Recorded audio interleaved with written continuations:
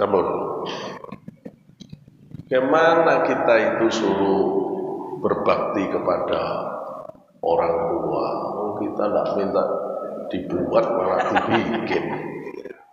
Ya salah-salahnya orang tua sendiri bikin kita. Terus kok kita disuruh taat ke Gusti Allah? Wong Gusti Allah, wong kita ndak pingin ada di dunia, terus kita diadakan. Ya itu ya salah-salahnya sendiri Gusti Allah, pakai nyuruh-nyuruh disembah lagi gitu ya. Ini omongannya orang ya, yang benar-benar ketutup batinnya sampai tidak punya perasaan pada kebaikan orang yang terbaik kepada dirinya ya. Dia ada karena Allah menghendaki ada.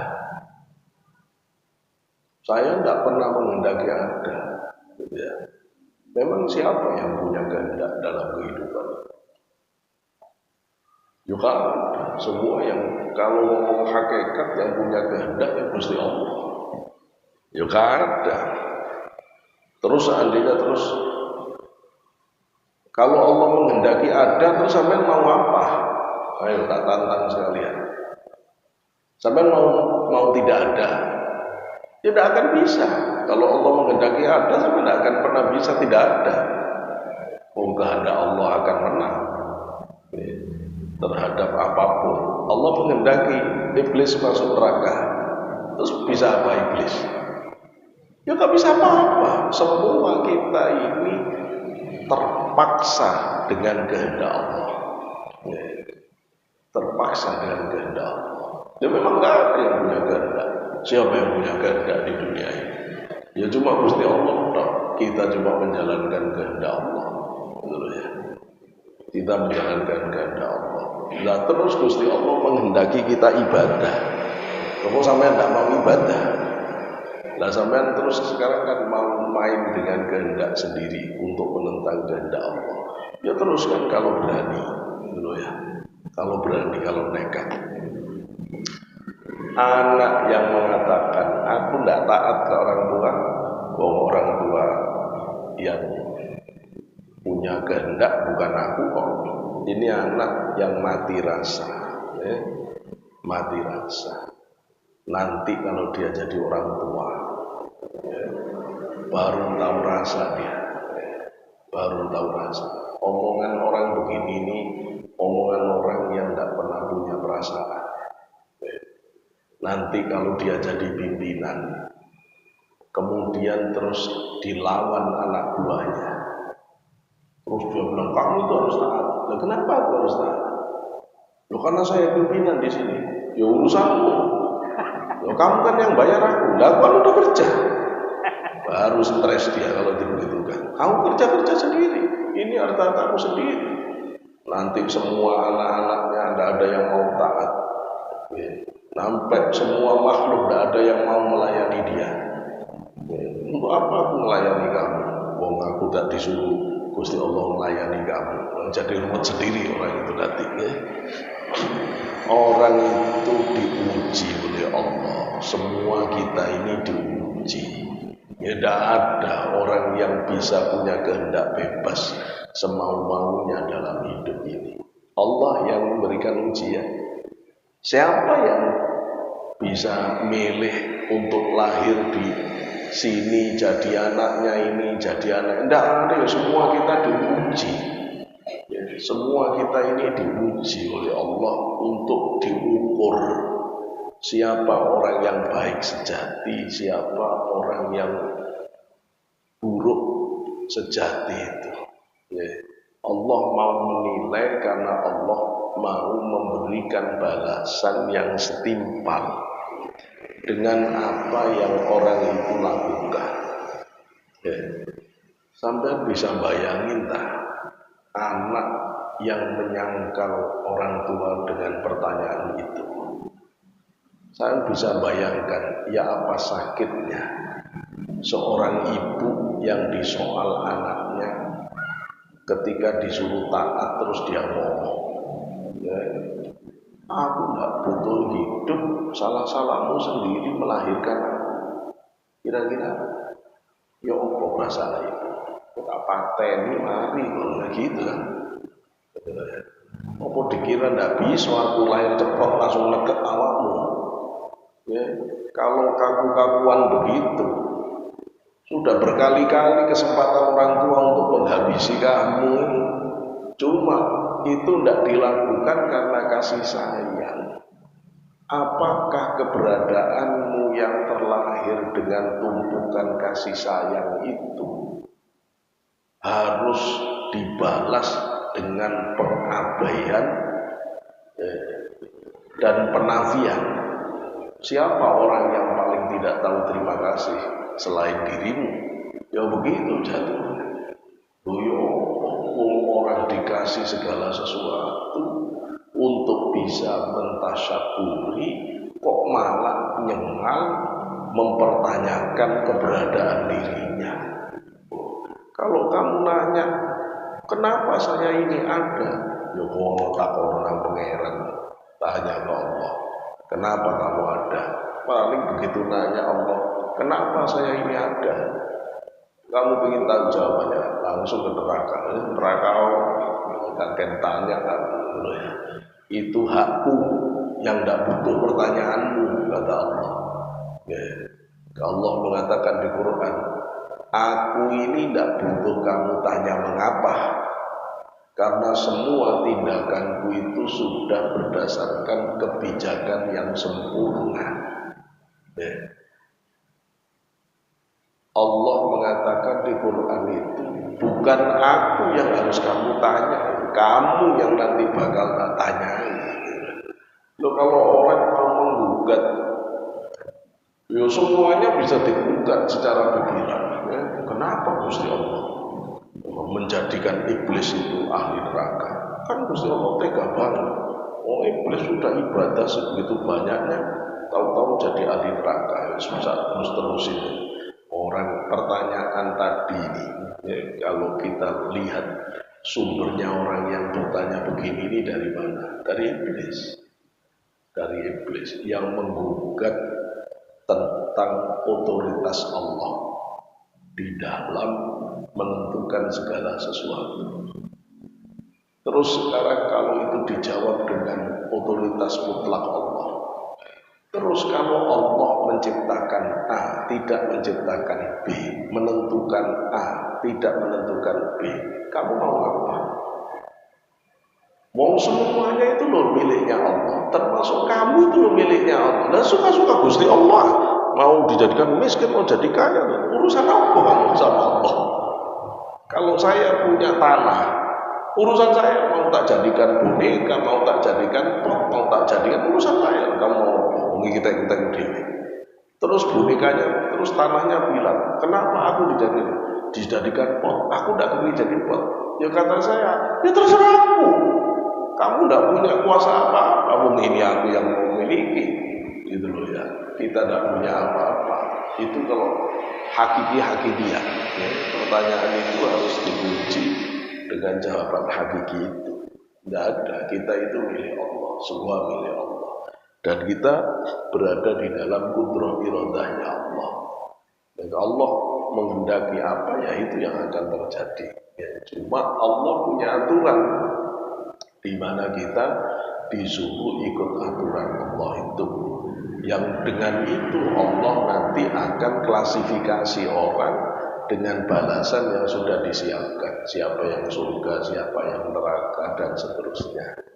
Nah, karena itulah kita harus punya ketaatan pada orang tua. Tapi kalau orang itu punya perasaan, kemudian saya tidak bisa bayangkan kalimat itu diucapkan di depan orang tua kita, ini tidak bisa bayangkan.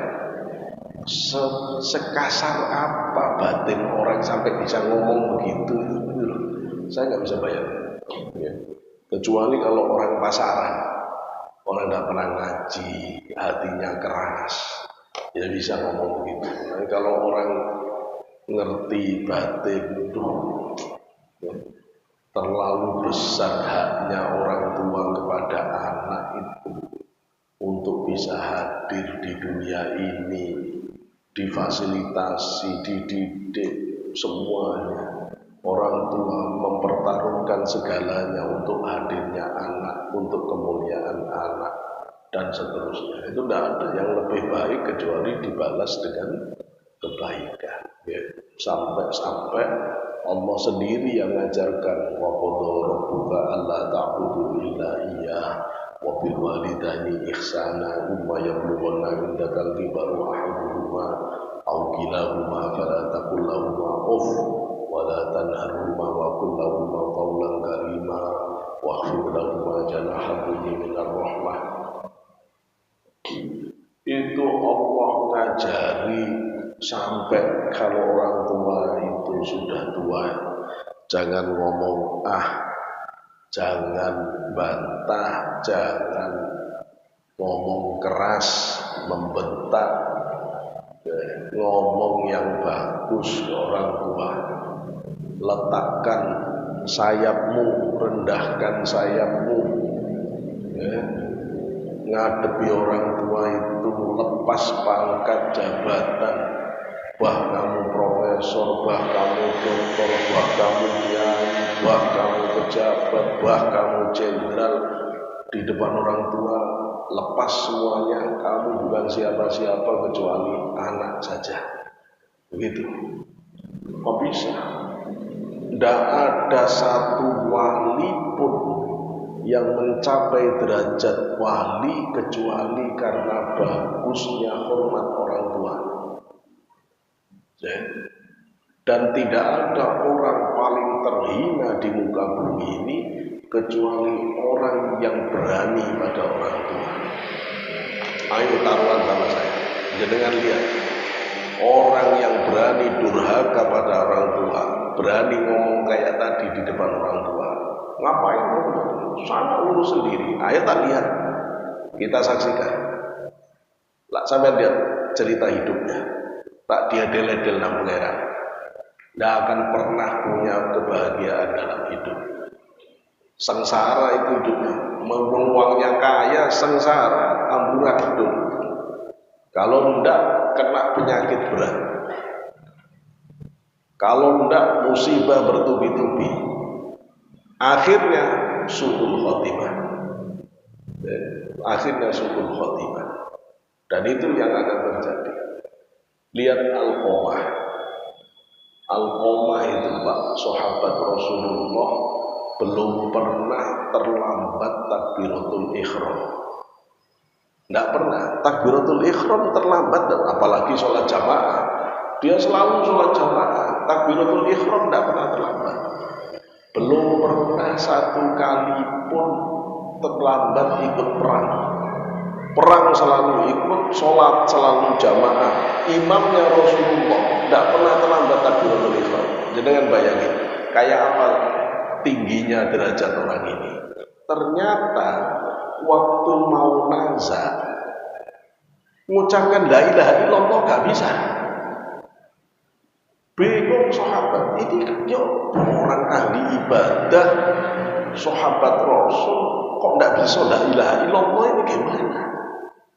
Akhirnya dilaporkan Rasulullah, kata Rasulullah, cari ibunya, suruh minta maaf. Ibunya suruh ngampuni. Ibunya tidak mau ngampuni. Enggak ada Alqamah di hatiku, sudah tak hapus. Tidak anak-anakan. Nah ini coba, kalau dituruti anaknya, benar-benar dilepas oleh ibunya. Ya wis, tidak anak-anakan, kamu tidak usah taat, terserah kamu udah hidup. Tidak anak-anak, apa efeknya? Tidak bisa nazar, tidak bisa la ilaha illallah. Padahal ahli jamaah, ahli sahabat Rasul, bukan kiai Pak, sahabat, bukan wali, di atas wali. Sampai akhirnya, kenapa ini alasan? Persoalannya sepele. Kalau saya baca di Kutul Qulub, banyak memang kisah ini dari berbagai versi. Tapi kalau kita baca di Kutul Qulub, Abu Thalib Al-Makki itu menceritakan anak ini Alqamah itu baru nikah. Setelah nikah beberapa hari dia beli pakaian untuk ibu dan istrinya beda kualitas. Yang istrinya dari sutra, yang ibu dari kain biasa. Bungkusnya keliru, sehingga yang ibu dikasihkan istrinya, yang untuk istrinya dikasihkan ibunya. Ibunya senang dapat sutra, istrinya kecewa karena dapat kain yang jelek. Istrinya tidak pernah ngaji, malah nantangin Alqamah, kamu milih ibumu apa milih aku? Mosok baju kayak gini. Diambil, ditukar ke ibunya. Bu, keliru, ini yang punya ibu, ini punya istriku. Ibunya iya, ambilan. Di hatinya jerit ibu, begini kamu ya. Pada perempuan yang berjasa beberapa hari, kamu begitu mengagumkan. Tapi pada perempuan yang berjasa seumur hidupmu, kamu begini menghinakan. Mulai sekarang tak hapus namamu dari hatiku, dan anak-anak lagi. Apa yang terjadi? Tidak bisa nazak bunyi la ilaha illallah. Ya, tidak bisa la ilaha illallah. Sampai akhirnya Rasul menyuruh sahabat mengumpulkan kayu. Begitu kayu sudah terkumpul banyak, ibunya nanya, mau apa itu kok mengumpulkan kayu? Mau bakar anakmu Alqamah. Kenapa dibakar? Karena tidak dapat ridho orang tuanya. Daripada dibakar di neraka, kata Rasulullah, suruh bakar di dunia. Nangis ibunya. Tidak tega saya, dia anakku, kayak apapun dosanya saya maafkan dia. Kalau harus dibakar begini. Rasul mengatakan, cek Alqamah. Kalau dia bisa mengucapkan kalimat tauhid, ibunya memaafkan dari hati. Kalau tidak, berarti dia bohong. Dicek Alqamah sudah mengucapkan la ilaha illallah, sudah meninggal husnul khotimah. Rasul langsung berdiri di depan pintu rumah Alqamah. Kata Rasulullah, man faddala zawjatahu ala ummihi lan tuqbala anhu sarfun wala adlun wajaba alaihinna. Siapa yang mengutamakan istrinya daripada ibunya, orang tuanya, maka semua ibadah fardu sunnahnya ditolak, tidak diterima Allah. Wajib neraka. Wajib neraka. Ayo wis, beritahu orang tadi, kamu kalau saya jadi orang tuanya, ya wis gak apa-apa. Kon ndak anak-anakku ndak apa-apa. Kamu ndak usah taat ndak apa-apa. Kamu ndak hormat saya ndak apa-apa. Yang penting kamu sudah siap konsekuensinya. Lakonono.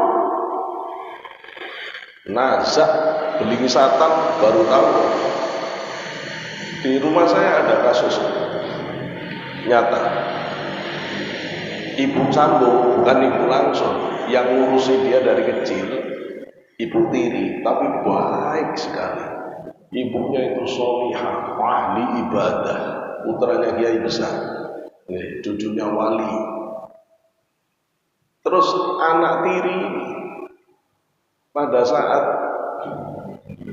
dia disuruh datang duluan ke rumah ibu tirinya, keliru ngomong.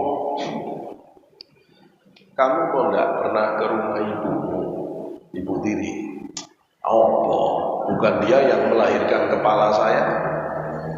Pakai bahasa Jawa, tutu dene sing ngetokne ndasku. Bukan dia yang melahirkan kepala saya. Dia jatuh sakit, kepalanya membengkak besar, penuh dengan nanah koreng. Dibawa ke dokter, dokter bingung, Pak. Apa ini obatnya? Akhirnya ditanyakan ke kiai-kiai. Dari kiai-kiai host yang ditanya, jawabannya satu, minta maaf ke ibunya. Minta maaf ke ibunya. Loh, ibunya itu loh orang solihah. Dia tidak minta maaf, dia di rumah sakit. Ibunya dengar ada kiai-kiai ngomong begini, didatangi anak. Didatangi, diusap-usap, kamu tak maafkan, tak maafkan. 2 hari sembuh total, keluar dari rumah sakit. hakim. Misalnya, lo ini loh Pak, bukan ibu beneran. Bukan ibu beneran begini, apalagi ibu beneran. Terus anak sekarang banyak yang tidak ngerti begini nih. Ya, banyak tidak ngerti bahwa ketika dia membuat ibunya nangis, itu jatuh dosa besar. Tidak bisa Pak, itu sudah persoalan serius orang tua ini. Jadi hati-hati, jangan begitu. Kalau ada teman seperti ini, diingatkan jangan begitu. Jangan kelancangan ngomong. Kamu dilepaskan benar dari semua hak, konsekuensinya siap tak kamu. Begitu kamu benar-benar dilepaskan dari segala kewajiban taat, iblis jalurmu. Kalau siap ya wes terus deh. Suul khotimah, bahaya, bahaya. Wes tak, jangan nantang-nantang takdir Allah, itu bahaya.